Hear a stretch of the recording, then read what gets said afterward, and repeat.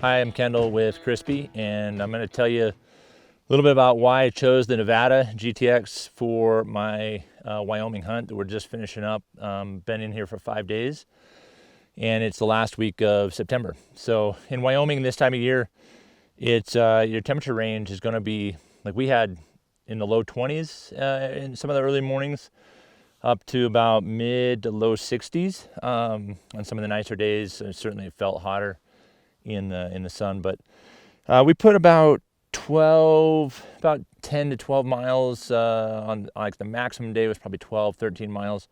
Probably the smallest day was probably like 8 or 9.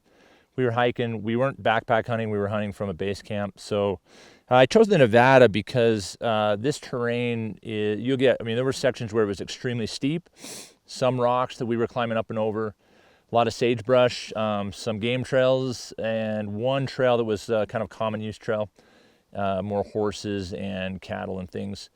But a lot of we had a little bit of everything. And so the Nevada, I've owned a pair of Nevadas for about 6 years. And while I've tried most of the boots in our lineup, and I have a few at home that I could choose from, I'm really stoked that I picked the Nevadas because they're just really an all-around do-everything boot.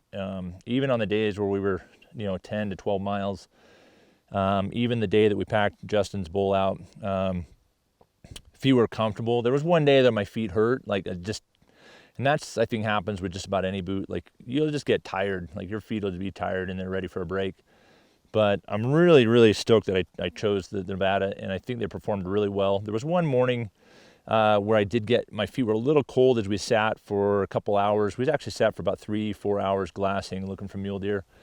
And so even with the slight insulation, I'm wearing the lightweight Crispi hikers, and I didn't really get cold at all, even on those cold mornings, other than that one glassing session. So mostly an active hunt, and that really suits the Nevada really, really well. So anyway, I just wanted to share the reasons why, the conditions that we were in, and how they performed. I honestly, of the boots in our lineup, I wouldn't have chosen a different boot. I did bring the Brickstall, and I had the Colorado at home, and I contemplated both, but I think this was the best boot for these conditions, and hopefully that might help you as you're looking to decide what boot you're going to take on your next hunt. So thanks for checking in, and hopefully this has been helpful for you, for me to talk about our Wyoming hunt here in the western U.S.